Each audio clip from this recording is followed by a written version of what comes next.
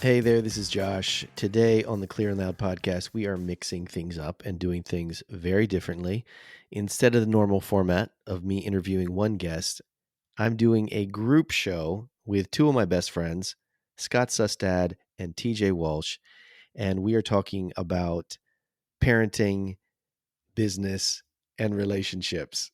So you will hear us in a moment dive into a discussion of whether or not we should use the name Daddy Boss Love for this new podcast. But I really love these guys. I'm curious to hear what you think of this format. And if you like it, send me some feedback because we're trying to decide whether or not to spin this off and have it be its own show or just do bonus episodes here on the Clear and Loud podcast. But appreciate you listening. Enjoy. Okay. Feedback on the name. I think our problem is daddy.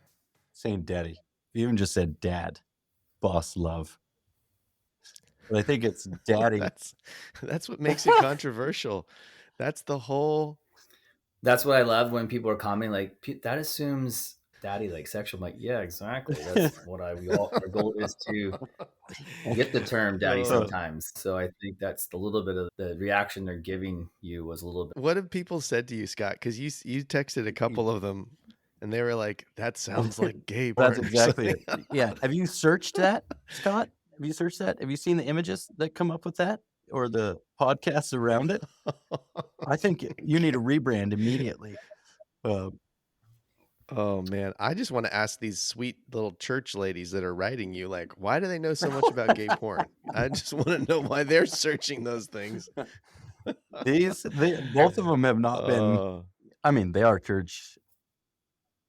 One of them is church goer, but both of them were being very brave to write me. So the background of this name, obviously, for everybody is that the format of our show is going to be us talking about these three topics: parenting, business, because we're all dads, business because we've all run businesses, and then relationships. We've all been married, been divorced, working out what it looks like after all that to be dating and so on. So we came up with this name, Daddy Boss Love, to represent each of those three categories. I thought it was kind of catchy. Call Her Daddy's like the biggest podcast in the world. It's a little edgy or whatever, but unfortunately we've gotten this negative feedback. So we don't know what the name's going to be. Maybe we should get some feedback from people that are our viewers that watched the first one. Yeah, that's true. That's true. Yes. If you make it through this podcast, please let us know what you think of the name, Daddy Boss Love. Should we stick with that? Let's just jump into it. Normal listeners of Clear and Loud, this is a very different episode.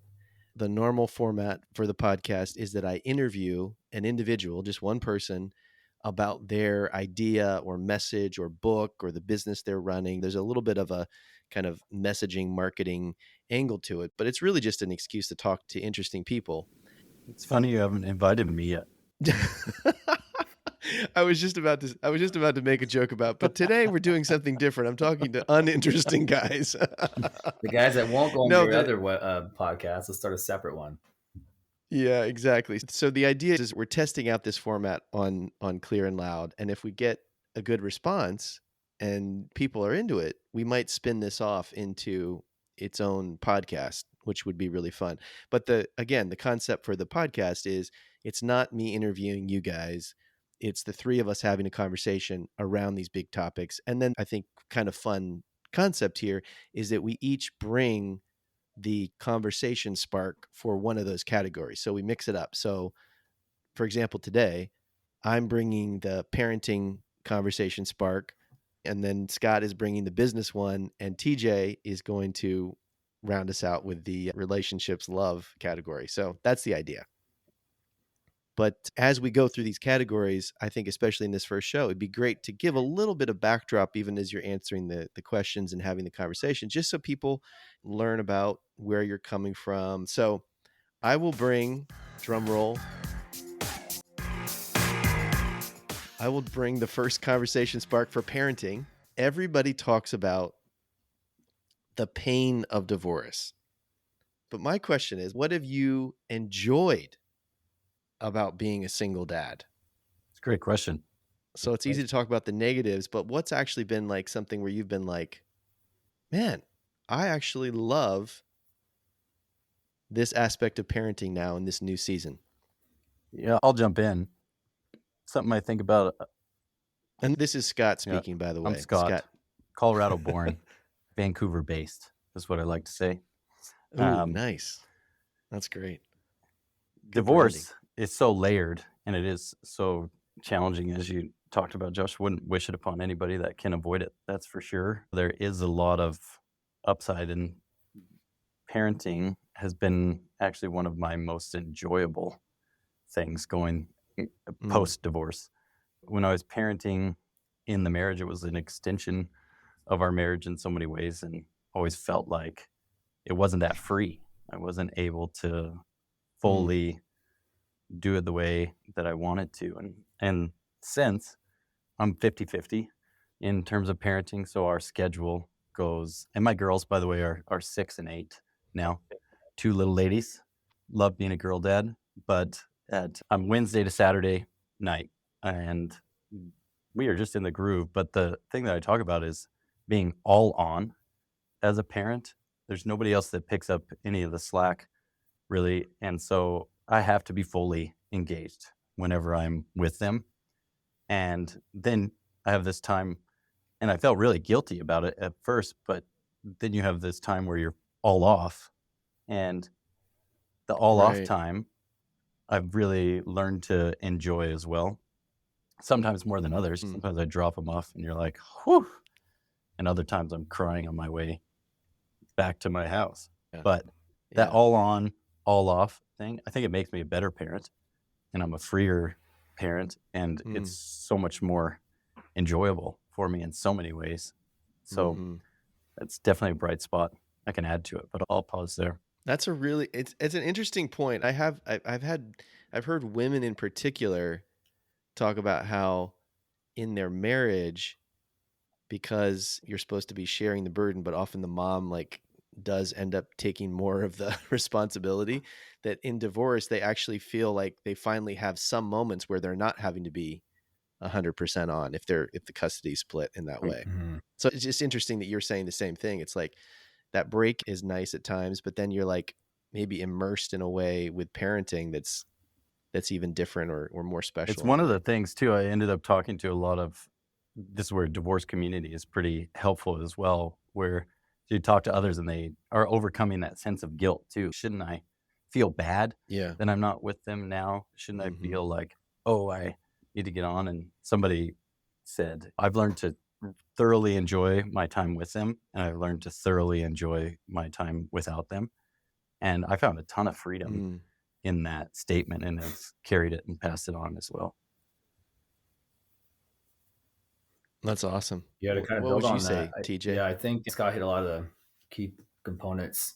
I think it's really determined on having a healthy relationship with your ex. I think it's really important to make the funds, I guess the divorce side fun. We actually joke around, my kid's mom and I, about how sometimes being divorced has made it easier to parent because of what Scott talked about, that kind of on and off. You're so used, when you're married, you guys just kind of get stuck in a rut, and it's like both are divide and conquer. You both don't have a chance to settle down, just tag teaming sports and responsibilities and schools and homework. It's on repeat every single day. But when you have moments where you can actually just focus on the kids, you have a break coming up, whether it's 3 days, 2 days from now, you're able to know, like, hey, I can go all in, not be stressed out. I can slow things down with the kids, with the homework, because I'm not going to have them in 2 days or 3 days.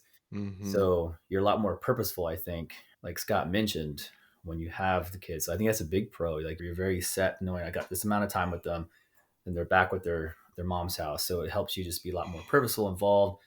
And then you get that breather to kind of reconnect, get back to your responsibilities, and make sure with work, business, friendships, and you get them right back. So it's that kind of back and forth. And I think that's helped us to be a lot more present and purposeful to kids. So I think it's been a huge positive experience. Tell people how old your kids are. Yeah, I've got 2 boys, 15, going to be 16 next year, and just turned 13. And my daughter is going to turn 10 next week. So 3. And I Amazing. am born in Florida, lived there for a while in Texas, and I actually ended up in Canada. But The 3 Americans I'm in stuck That's Canada the here. other weird is what we always talk about. That's so funny. That's true. That's the other weird thing about our what we have in common is that we're all from the States but living in Canada. Yeah, That's right. Yeah. My kids keep me here. it's true. Yep. Would you move back to the States if you could? Oh, yeah. I think I probably would, 100% move back to the States if it wasn't for the kids. I would have left a long time ago. Yeah. Canada's been great. I Interesting. don't want anyone to feel like I'm hating on Vancouver, but just I'm a sunshine guy through and through. I try to escape there anytime I can, and especially in wintertime. So I think 100% if I didn't have the kids, I would definitely live in somewhere like Arizona, back to Florida maybe. Mm. So a few options, but that's the goal though. Actually, I think if the businesses go well, I think I'd love to get a vacation home down south. And I'm like a snowbird. You're the youngest That's the snowbird goal, become a I've snowbird. met. Do it, But man. I agree. I want as many friends with vacation homes in my life as possible. Yeah, that offer them for free, That's right. of course. We're just opening in Dallas, and I've been thinking about that too. I love my life in Vancouver as well. It's a great place to live, and I've really thoroughly enjoyed being in Canada the last 11 years. But I've thought about, man, it would be fun to go and be part of this opening live in Dallas for a couple of years. And there's something really fun about doing business in the US, the pace of things. It's become more normal, but being on these trips has been like, oh yeah, this stuff cooks. Wouldn't you agree? I feel like Canada, it's the pace in the States is faster pace. It's definitely Quicker but the decisions. cost of living in Vancouver forces us to continue to develop and grow our businesses because to afford to live here, especially as single dads, I always say, I don't know how people don't make a certain amount of money and live in Vancouver or Toronto for that matter because it's so expensive. So I feel like a lot of times it's Canada's cost of living that helps all of us kind of continually evolve and grow our business. Yeah, you could just like to pay own a for house everything somewhere else. else that doesn't cost you $6 million. That would be like incredible. Right? But how about you, Josh? What have been Great. the upsides for you? I really like what you guys are saying. I've got a 23-year-old Emma, and then Josh is 21, and then Lake 17. I have a little bit of a different experience than you guys, just in terms of the timing of when their mom and I split up. I never had the experience that you're describing, Scott, and I know you have, TJ, where you have them full time for a certain number of days and that 50-50 split, because my kids were already just finishing up high school and we didn't want to disrupt their lives in a massive way. And I just ended up like getting an apartment, living close, and the kids would go back and forth. What I've enjoyed about being a single dad is I feel like my kids are getting a more authentic version of myself, in a sense. When you're married, there's this sense in which you're compromising on different things, doing things a certain way, because you're a team, you're partnering with somebody. Whenever you partner with anybody, you kind of, there's a beautiful aspect of that, like you compromise and we'll do it this way and that kind of thing. But then the downside of that is that sometimes you can compromise so much or do things that appease one person, and then you're not really doing it the way you'd want to do it. And so I felt like I've been able to structure the time that I have with my kids, the ways I want to support them and engage with them and so on. And that's all me. You know what I mean? That's my version of it. And I feel like they're getting to know me in a way that they wouldn't if it was always through the partnership lens. Fully agree. Which is funny because I would like to be married again in the future. And it's just funny, this conversation, because I'm almost thinking like, how do I make sure that I bring these positive elements into relationship? And so I just think In a interesting. related, Like even the concept of divorced parents, co-parenting, they have kids 100% of the time and so on. There's benefits of that. I was just thinking that might be a good model for married couples sometimes, to be okay, on Tuesdays, dad from beginning to end is taking care of everything and mom gets to check out, and then vice versa. Like you could almost see that being beneficial for married couples. yeah, I think it leads to Yeah, so much empathy, right? My ex definitely did the majority of the cooking on the meal planning. And that is something that I just do not like to do at all. But I think my appreciation by force of having to do it has really gone up, seeing what's involved. And I don't like it any more than I used to. I'm definitely better at it. But You make a mean green curry and you do a really good let me Domino's tell order. you, I get so I'm many just saying. points from Domino's. We're looking for sponsors. I take free pizza and we'll give you a shout out, Domino's, anytime. The app. That's right. We need sponsors. We'll change our name. We'll change our name if it's too erotically charged. Oh, That was my favorite trick with my kids. I said, "Dad's magic," and they would always say, "How?" And you would tag your phone like, "I can make pizza appear with using my fingers." And we would call and do your Domino's order, and it shows up at the door. oh yeah, it's pizza night tonight, baby. My favorite cooking nights. Oh, that's right. Yeah. It's Friday night. Oh man, what do you do for food, TJ? Do you cook for your kids? It'd be actually a funny episode to bring the kids on and actually ask them about my cooking. That would be hilarious. Oh, no. We have all of them once. I take a lot of I take a lot of pride in my involvement with my kids, how I care for my kids, a relationship I've developed. But one thing I know they all will be raising a hand on is I suck at cooking. It just That's great. There's one time I can remember to this day. It's almost I remember when they were first born. That moment of that memory that sticks out in your head of when they came out. You're holding the child for the first time. I got my first compliment from my teenage son from a dinner, and that's one of those moments now I hold just that's crested into my memory. He's like, "Dad, did you cook this?" Just the shock on his face of and I'm like, "Yeah, I did." Say, "Dad, this is actually really good." And he was 15 at the time, so it took me 15 years to get that compliment. Oh wow! And I use that recipe over and over again. Oh yeah, green curry. It's once you have one, it's okay. That's good. Now, anytime someone comes for dinner, I'm making that for you. I missed it though. What's the recipe? What did you make? That's pretty top secret because you have to have you come over. No, actually, I made it for you guys. You made it for the Super Bowl? No, I made it for you guys. Yeah. It's good. The lasagna soup thing. Oh, that is good. Yeah, really good. That was the one that I got my first compliment cooking. Otherwise, man, like they know, like White Spot. We have a server at White Spot. It's Taco. She knows my kids. She's been serving my kids for years. You got to get them on the Denny's train, though. Kids eat free Tuesdays at Denny's. Yeah, but have you seen the pool of grease? There's certain things after a Denny's meal that you're just wondering should I be going in my kids' bodies. What day do the kids eat free? You've never seen so many kids in a Denny's. Yeah, my kids are too old for this, but that's mine too. I think. I don't know. Certainly, what an adult me. But yeah, so it's an evolving thing. I've got my 3 dishes I know how to make on repeat, and their favorite night is pizza night. Not gonna lie, that's just because Dad's not. For sure. But, all right, guys, we're moving on to the next category. Scott, are you ready to kick us off in the business category? Boss category. That's right. Boss. We've gone daddy.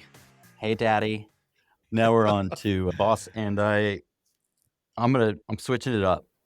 Okay, great. What's top of mind for me is balance, right?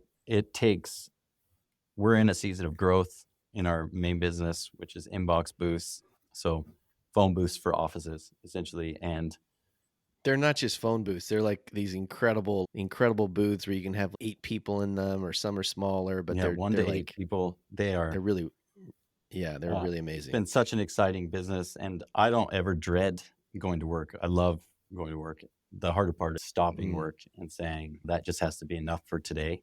So the question is, how are you dealing with the demands on your time? Oh man, that's such a general question. Okay, let's boil it down more specifically. A new opportunity to get involved in something comes up. How are you deciding whether or not you're going to take it? And I think this is something we all, frankly, seems so simple on paper, but then that opportunity comes and we go, "Ooh, I can do that." Or, "This is exciting enough. I'm willing to." Yeah.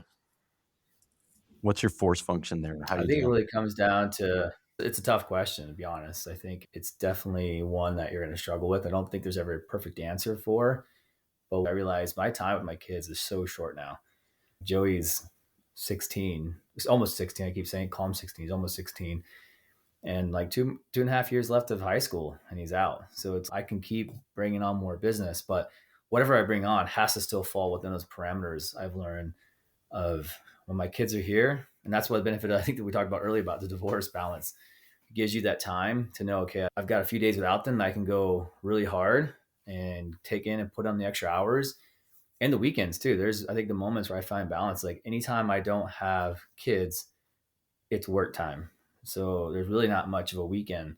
My weekend time is when I have the kids, so I can unplug, be with them, be present, be at my sister's house, and show up. But it's been a big learning experience on how to utilize your working hours to make sure your kids still have that presence with business. Because I think we talked about earlier, you need to grow your businesses, especially the more kids you have, the more money you need to make.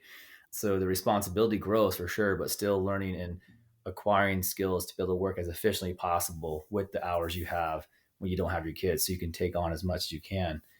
So I think that divorce kind of applies what we talked about earlier, where you can know you have that time off with them, but also extended times where you don't have them. So really utilizing those times when you don't have the kids to work longer hours and not feel guilty when you need to turn it off to be with the kids. Is that kind of what you're thinking? Yeah, it's true. But like now I started playing pickleball, and I used to just work late. And now I'm like, no, not going to work late. I'm going to go play pickleball. And this has become a real problem for me. This is cutting into the bottom line. Yeah. It's kind of like golf. Yeah. I was thinking about how for a lot of people, there's a limit to the work in terms of they work a job, maybe they could take on more projects and they're maybe working overtime or that kind of thing. I think what's unique for us is that we have, or especially with you, Scott, is that you like don't just work in a job, you like run multiple businesses, and then you have the opportunity to open up other businesses and yeah, new opportunities other start deals on coming the up. side, Like, yeah, and I get excited as well. yeah, exactly. Yeah. I'm curious to hear how, like, you answer your own question, because I feel like you legitimately have like multiple things you could be pushing forward, and that's kind of your work style. Like New. it's my impression is that you like new stuff, you like building stuff and so on. Do you have some sort of like Where I was kind of going with this is I have a whole framework for should you start something. If you're an aspiring entrepreneur, yeah, I do this thing called the 10-year test and have several questions to say, you think you kick up a business, you have an idea, you want to start something, and everybody always says that. How do I start? So I have a whole framework that basically says it gets you to the point to vet your idea to say, one, is it a good enough idea that's worth your time? But then the second piece is, are you willing to give and devote 10 years of your life to this thing? Because in reality, if it's worth building, there's a good chance that's what it's going to take. And if you're going to start it, you need to picture what 10 years dedicated to it looks. And everybody always goes, oh no, I do it for 3 years. And that's all fine. You can quit in 3 years. But the truth is it typically takes a whole lot longer and a lot more work than you think. I'm not sure I agree with that 10-year question, because I just feel like that kills a lot of things that could be really interesting, profit making, beneficial, even though you hand it off. Yeah, I think I don't know that having that kind of commitment is actually the best way to test a new idea. It's the force function, even if it's not the reality of what it will really take. Because I genuinely believe there's an idea that might be in that same area where you would go 10 years for sure. I would give to this. It's that good of an opportunity. And I think it's probably a framework that I've come up with because I have to have a slowdown, because I can get carried away. I can start a thing. I can have an entity. I can have a new thing. Okay, going. I see. So that question is especially for you. And I think it's really good for young people that look at it and it appears to be quite easy when you're framing it out or you're really excited about it. And that forces you to ask the difficult questions.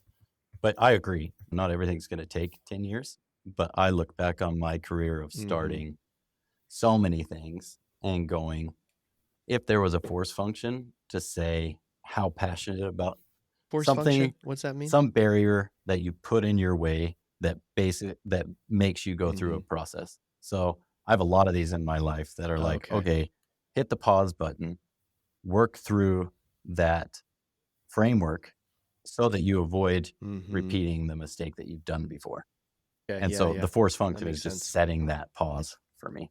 But But in this, where I've learned a lot is right now I literally can't add another business opportunity what I'm currently doing. And I see a million things I could be doing that could also make money and whatnot. But we talk a lot about like innovation within a box. So you don't need to turn off your creativity, but you need to pour all of the creative energy against that problem that is plaguing you. So we've got a sales problem.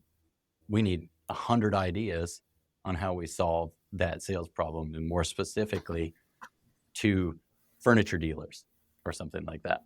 And that's where my business partnership works pretty well, where Ruben, who is much more steady Eddie guy and won't chase the shiny objects, gives me like, I need your creativity here. I don't need a new business line. I Oh, need your interesting. creativity Yeah. solving a problem that we currently have.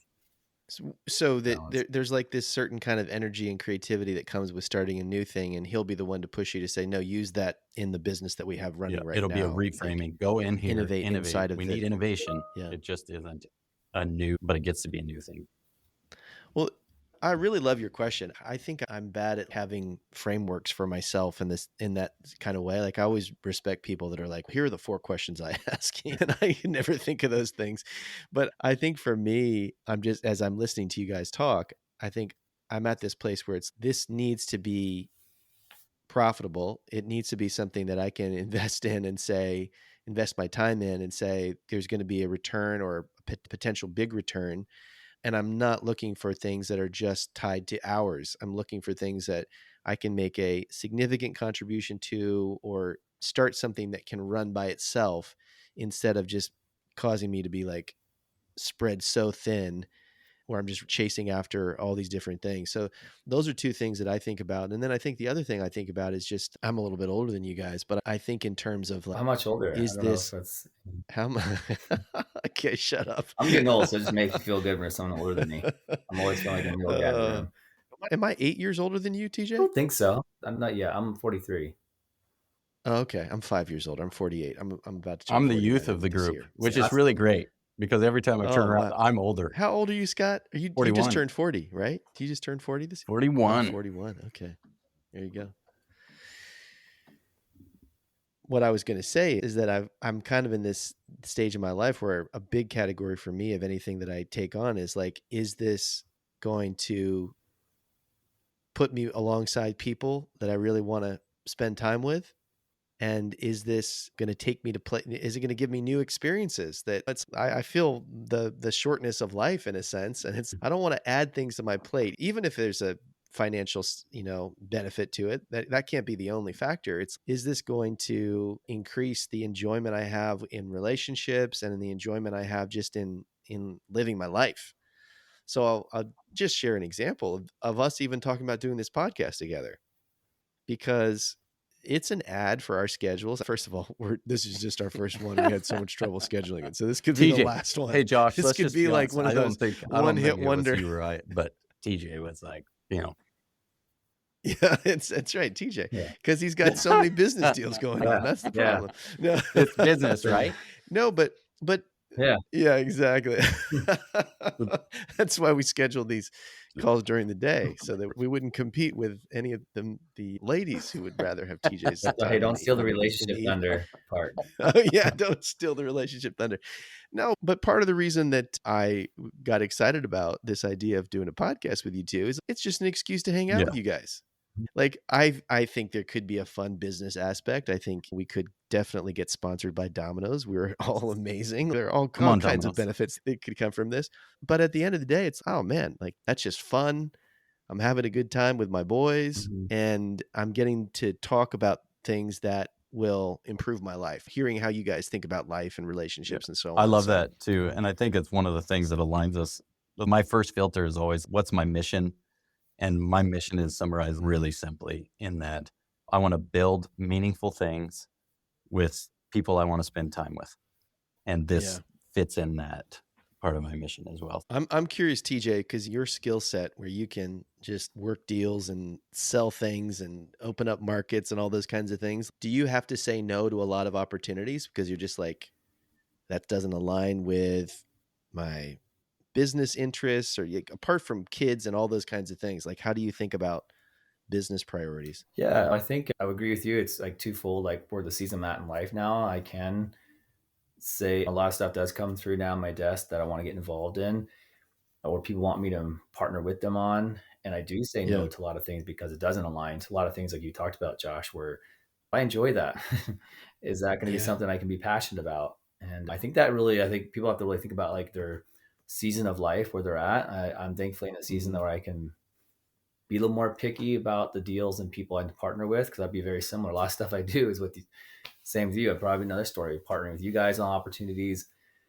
The clients I take on, the business I work with is things that I'm all excited about. Because we go back in the 20-year-old TJ, I didn't have that flexibility. It was pretty much just Yeah, you grinding. got to I take would what you tell can get. people all the time, like younger people, it's like your 20s, your time to grind, get experience, learn things. Yeah. Sometimes you're not going to like it, but it's an experience that you do to kind of create horizontal growth later in the future. So you're going to do jobs and experience opportunities to get experience that you can use to be more picky when you're in your 30s and 40s. Right. Obviously, some people are becoming great entrepreneurs in their 20s, but generally, I think you have to look at your season, where you're at, and then learning, okay, is this a season for me to learn from people? And whatever that means, I need to do whatever it takes to get that experience. I'm going to do it. And I might not be excited about it, but at least give me experience. But then as you get that experience, you can then apply it to something you're more passionate about.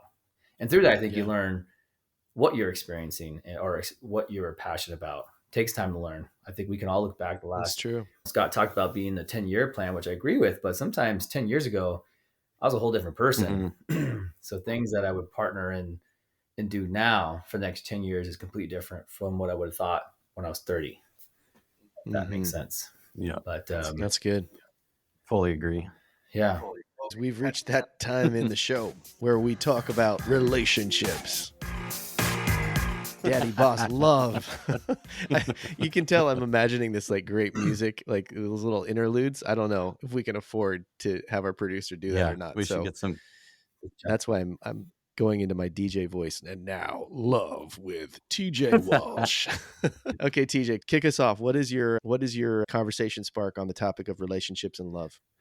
Well, I think we talked about earlier, but I think would be a great one to talk about is what is too soon, or when is the right time to start the world of relationships after divorce? Because I think that's the big scary topic, I think, for a lot of people. Oh, yeah. When you think about that, it can be either exciting for some, it can be extremely fearful for others. And how do you involve that or not involve with the kids? So I think it's like kind of those things where you have to look at the whole spectrum.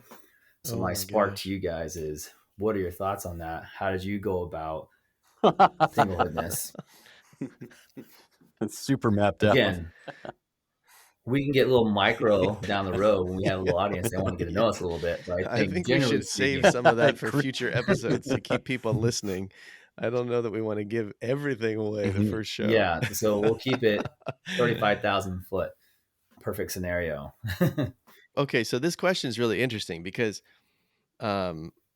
you kind of have to define your terms. That's what I was going to say. Because it's like, how soon after you end a marriage are you getting into what exactly? Because there could be just like casually dating. It could be like a serious relationship. Like you mentioned, kids, like when you're introducing somebody to your kids, like those are all very different things.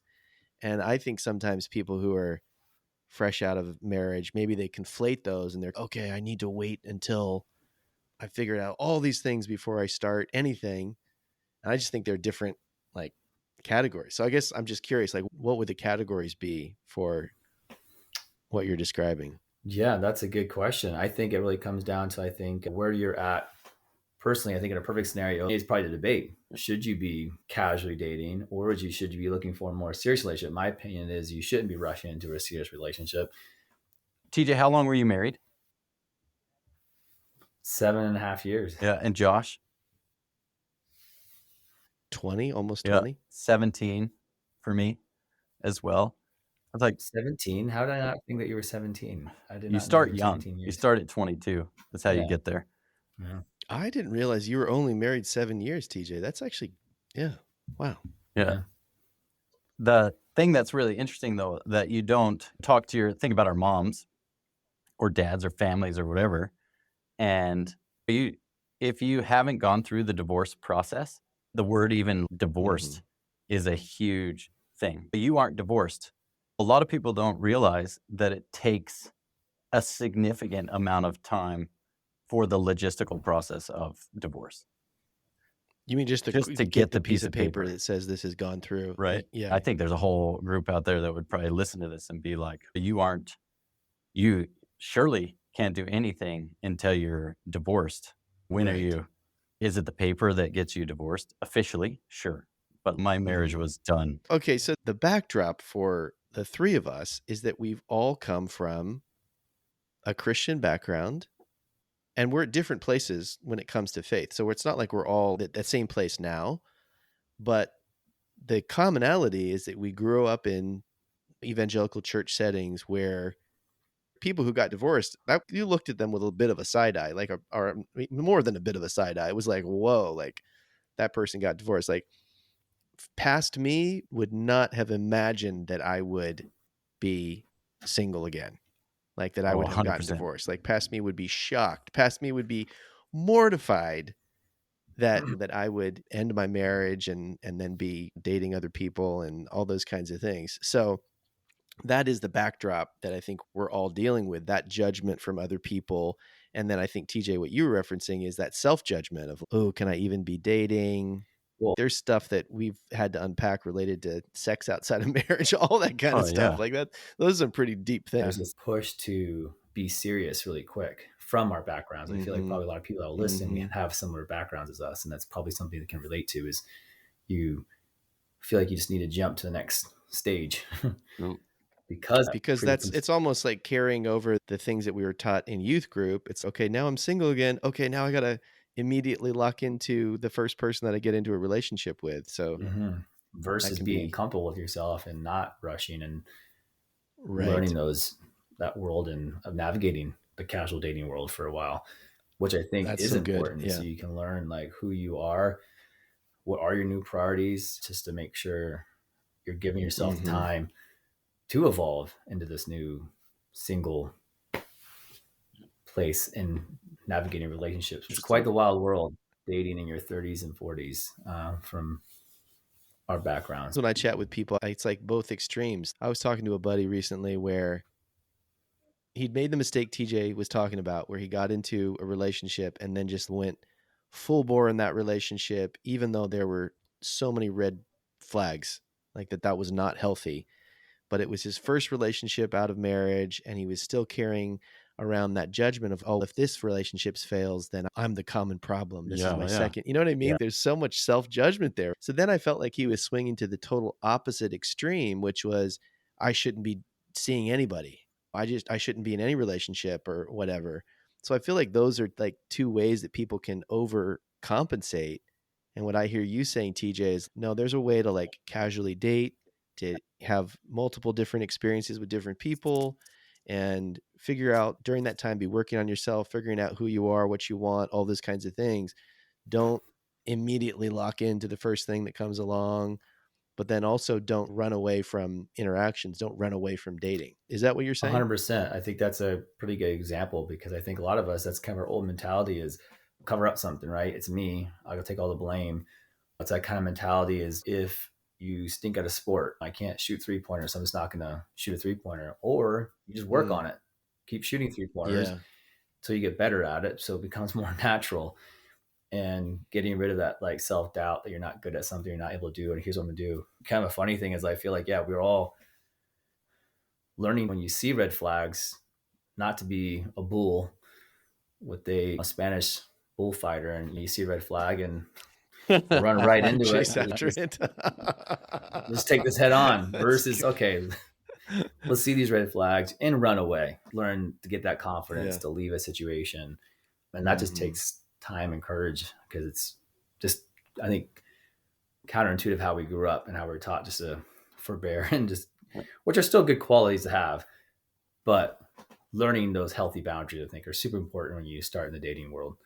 It's Yeah. so individualized as well. Our backgrounds play into it in such a big way. For me, coming out of our background and just I grew up in a family where there was a right way to do things and there was a wrong way to do things. The right was very celebrated, the wrong was very judged. That's the way I talk to myself as well. And so, there was a huge hurdle in saying, I am not going to continue to be in this marriage and working through all of those hurdles. We could have several episodes on those things. But then in my mind, the way that I see the future, I sort of map it out and visualize it, whether I want to or not. But there was a right way to do divorce and relationships. And what the right way for me, what I was thinking was like, okay, I'm going to be single. I'm going to be single for at least a year. I'm going to heal myself and I'm going to deal with my childhood stuff, but I'm really going to deal with the pain of the marriage. And I'm going to put all of my attention into my kids and I'm going to come out. I'm going to be sparkling and be ready to date and nail it. And she's going to fall apart. This was like the broken frame of mind that I had. And the thing that I'd say to everybody is it's just not a straight line. What if you would have told me when I was 19, similar to Josh, that I'd be divorced at 40, living in Canada, like all these different things. It's just, I would have laughed at you. I would have said, not me. But in that right way to do things, none of it went that way for me. It all blew apart in the end of 2020.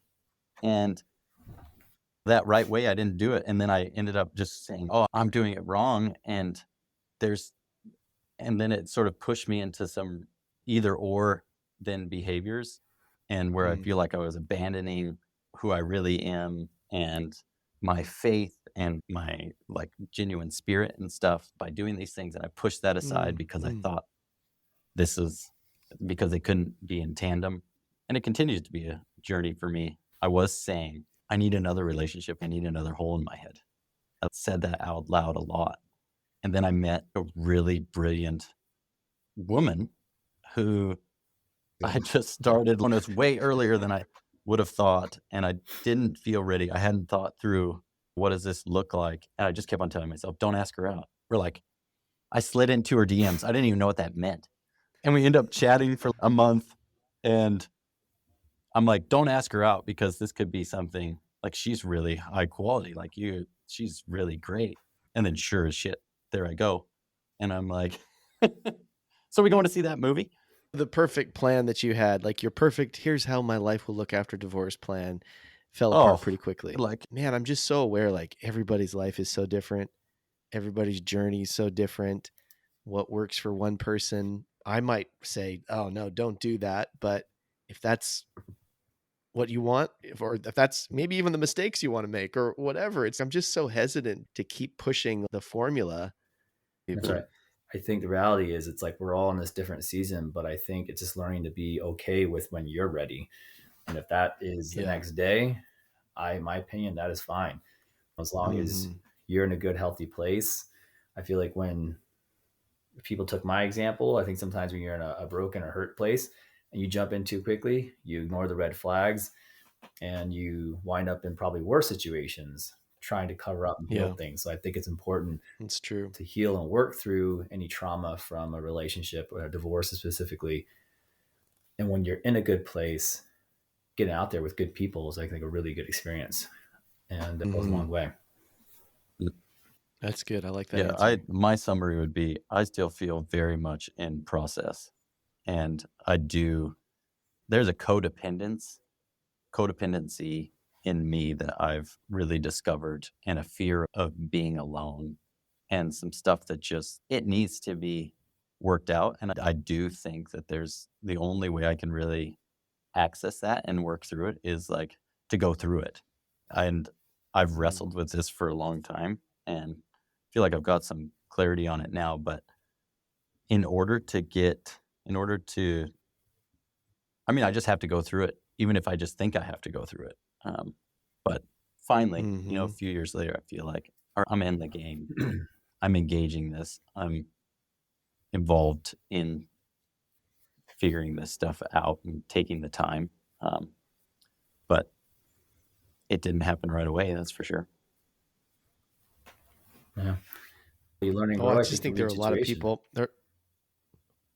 I'm sorry, I spoke over you there, TJ. What'd you say? No, I was just gonna say, yeah, I think through each, I think, circumstance, you kind of learn and grow. And I think as long as you're developing and evolving with each experience in the dating world, it helps you become better. Hopefully for a future partner. Yeah. No, it's good. What were you going to say, Josh? I'm just smiling because I love this conversation. I love hearing you guys talk about this stuff. And I was just thinking about like the whole, like, how soon should you be in another relationship or be dating or whatever? Just ask questions about the voices in your head that are telling you there's one right answer. Where's that coming from? Is that coming from, I don't know, some family structure? Is that coming from a religious judgment of somebody? Is it coming from yourself? Like, I set this standard, it has to look this way. An old book you And I read. feel like, Yeah. a book some asshole wrote. There can be all kinds of like voices, and actually thinking through, okay,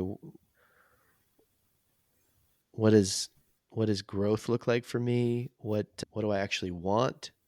How am I going to impact other people that I'm in a relationship with? And the thing that I respect about something I've learned from you, TJ, is you're just really upfront with people about where you are. I think a big part of it is just being real. If you're dating casually, hey, be honest about that. Be real with that. And it's okay to be in that season and not be driven by somebody else's timetable or some other voice of, here's what the only right way to do it is. Yeah, my data, the little bit of data I've collected from my poor decisions and some good decisions is, if I were to build on that, especially since we're kind of talking to divorced parents primarily, Yeah. is don't involve your kids. Yeah, That's fully. something I learned I the hard 100% way. agree. Is dating's fine.